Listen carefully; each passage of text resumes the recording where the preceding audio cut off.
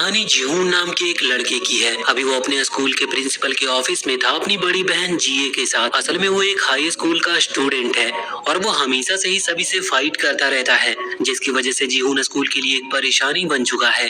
Teachers के प्रति उसका व्यवहार भी काफी बेकार था, इसीलिए प्रिंसिपल को उसकी बहन जीए को स्कूल बुलाना पड़ा। क्योंकि जीए जिहून की गार्डियन है। जीए कोशिश करती है कि प्रिंसिपल जिहून को एक लास्ट मौका दे, जिससे वो अपने आप को बदल सके। लेकिन प्रिंसिपल उसके बुरे बर्ताव और लड़ाई से काफी परेशान हो चुकी थी, इसीलिए अब वो उसे कोई भी मौका नहीं देना चाहती। और आखिर में प्रिंसिपल उसकी बात नहीं सुनती और जिहून को स्कूल से निकाल देती है।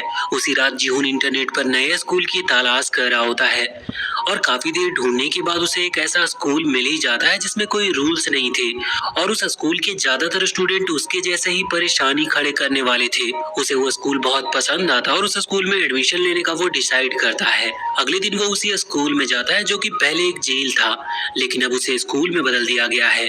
जैसे ही वो स्कूल में पहला कदम रखता है, उसके सर पर बॉल आकर लगती है। असल में कुछ गुंडों ने फाइट करने के लिए वो बॉल जानबूझकर उसे मारा था और जिहून भी उनसे डरता नहीं और फाइट करने के लिए आगे बढ़ जाता है।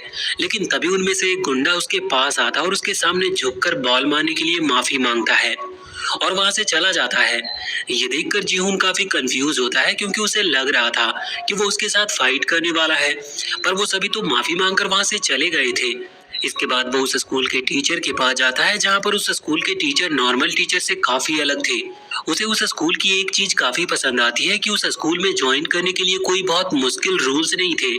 अगर किसी को उस स्कूल में एडमिशन लेना है तो उस स्टूडेंट को सिर्फ फाइट में अच्छा होना चाहिए और जिहून तो फाइटिंग में काफी अच्छा था ही, इसीलिए उसे तुरंत ही स्कूल में एडमिशन मिल जाता है।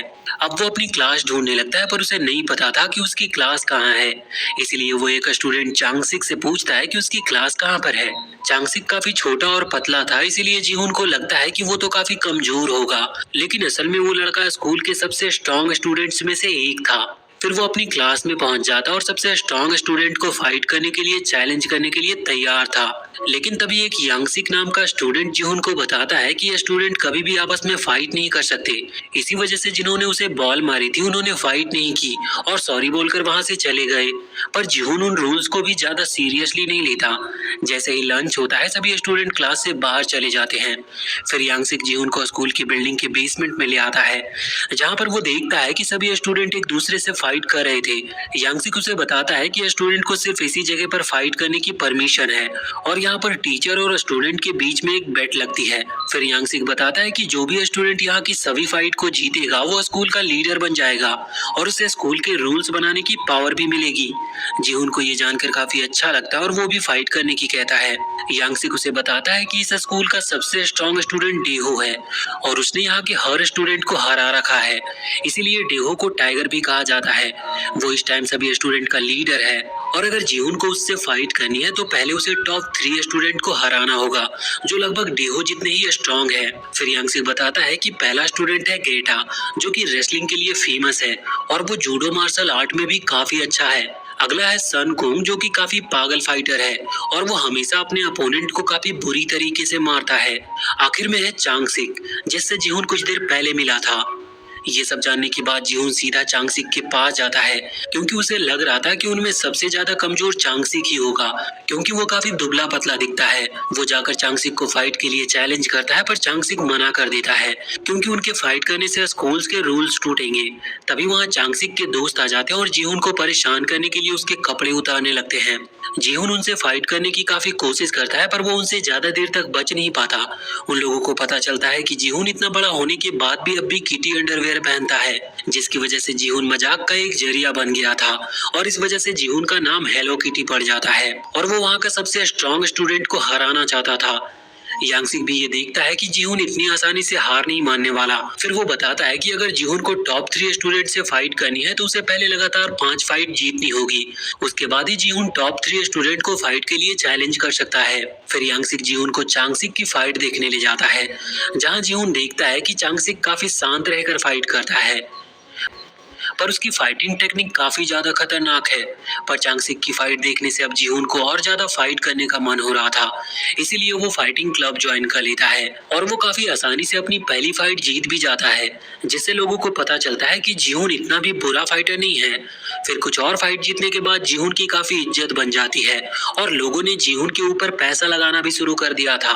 फिर हम एक टीचर को देखते हैं जिसे स्टूडेंट की फाइट पर पैसा लगाना काफी पसंद है, पर वो टीचर काफी पैसा हार रहा था क्योंकि जीहुन लगातार सभी फाइट्स जीत रहा होता है। इसलिए वो टीचर जीहुन को रोकने के लिए कुछ करने का डिसाइड करता है। वहीं जीहुन को पता चलता है कि उसका अगला अपोनेंट गेटा है, जो कि टॉप 3 स्टूडेंट में से एक है। असल में जीहुन को गेटा से राउंड 16 में फाइट करनी चाहिए थी, पर उस टीचर ने मैच का लाइनअप चेंज कर दिया था, जिससे जीहुन आगे जीत ना सके।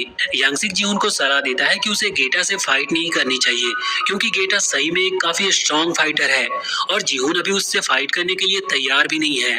पर जीहुन उससे फाइट करना चाहता था, इसीलिए वो यांगसिक की बात नहीं मानता और फिर गेटा से फाइट करने के लिए वो आ जाता है। शुरुआत में तो जीहुन को फाइट करने में काफी मुश्किल हो रही थी, क्योंकि गेटा काफी स्ट्रॉन्ग था और वो आसानी से जीहुन को जमीन पर भी गिरा दे रहा था। पर फिर वो अपनी टी शर्ट उतार देता है, जिससे अब जीहुन आसानी से मूव कर पा रहा था और गेटा को भी जीहुन को पकड़ने में काफी मुश्किल हो रही थी, जिससे अब गेटा जीहुन को फेंक नहीं पा रहा था। अब जीहुन भी अपनी पूरी पावर का यूज गेटा को हराने में करता और काफी स्ट्रॉन्ग अटैक करके गेटा को हराने में वो कामयाब भी रहता है। और इसी के साथ अब जीहुन ने स्कूल के 3 सबसे स्ट्रॉन्ग स्टूडेंट्स में से एक को हरा दिया था। सभी लोग उसके लिए चीयर करने लगते हैं और अब तो उसे उसके क्लासमेट से भी इज्जत मिलने लगी थी। तभी वो पागल फाइटर सांकोंग जीहुन की क्लास में आता है और उसे फाइट करने के लिए चैलेंज करता है। जीहुन फाइट करने के लिए मान भी गया था, लेकिन फिर हम देखते हैं कि वो पागल फाइटर तो काफी ज्यादा स्ट्रॉन्ग है और जीहुन का हर अटैक वो सह लेता है और जीहुन के हर अटैक के बाद वो वापस से खड़ा भी हो जा रहा था। जैसे ही जीहुन थकने लगता है, तभी सांकोंग जीहुन पर अटैक करना शुरू करता है, जिससे हमें पता चलता है कि उसका प्लान ही यही है कि पहले पिटना और जीहुन के थकने के बाद अटैक करना। लेकिन तभी सांकोंग का फेवरेट खिलौना खो जाता है, जिसकी वजह से उसका ध्यान भटक जाता है और इसी मौके का फायदा उठाकर जीहुन सांकोंग पर अटैक करता है और वो फाइट जीत जाता है। उसके फाइट के तुरंत बाद ही वहां पर एक लड़का आता है और उसके आते ही वो पूरी जगह बिल्कुल शांत हो जाती है और उस लड़के का नाम डेहो था। असल में वही स्कूल का सबसे स्ट्रॉन्ग स्टूडेंट है। सभी इस वजह से हैरान थे, क्योंकि डेहो पिछले काफी टाइम से स्कूल नहीं आया था, जिसकी वजह से सभी को लगता था कि डेहो किसी फाइट में काफी बुरी तरह से घायल हो गया, इसीलिए वो स्कूल नहीं आ पा रहा। लेकिन अब डेहो को देखने पर पता चलता है कि वो तो बिल्कुल सही और ठीक है। चांगसिक डेहो को किसी और की फाइट में बीच में आने की ना कहता है, क्योंकि ये रूल्स के खिलाफ होगा। पर वो चांगसिक की कोई बात नहीं सुनता, क्योंकि उसका प्लान था कि वो रूल्स तोड़कर स्कूल के हर स्टूडेंट को हराने वाला है। फिर सभी को पता चलता है कि चांगसिक और डेहो फाइट करने वाले हैं और इससे डिसाइड होगा कि स्कूल का अगला लीडर कौन बनेगा। जीहुन और बाकी सभी स्टूडेंट फाइट देखने पहुंच जाते हैं। जैसे सभी को पता था कि डेहो काफी आसानी से जीत जाता है और जीहुन भी ये देखकर काफी हैरान था कि डेहो चांगसिक से भी काफी ज्यादा स्ट्रॉन्ग है। फिर चांगसिक के सभी साथी डेहो की साइड चले जाते हैं।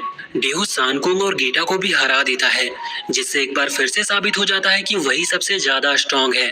अब उसके साइड काफी सारे स्टूडेंट्स आने लगते हैं और यांगसिक भी डेहो की साइड ही आ जाता है। एक दिन यांगसिक को पता चलता है कि डेहो जीहुन से फाइट करने की सोच रहा है और ये जीहुन के लिए काफी खतरनाक हो सकता है। यांगसिक अब भी जीहुन की केयर करता है, क्योंकि वो अब भी जीहुन का एक दोस्त की तरह देखता था।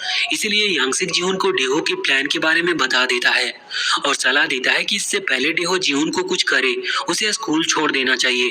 लेकिन डेहो उनकी बातों को सुन लेता है, पर यांगसिक और जीहुन छुप जाते हैं। पर अब डेहो समझ चुका था कि यांगसिक ने उसे धोखा दिया है, इसीलिए डेहो के साथी यांगसिक को मारने के लिए ढूंढ रहे होते हैं।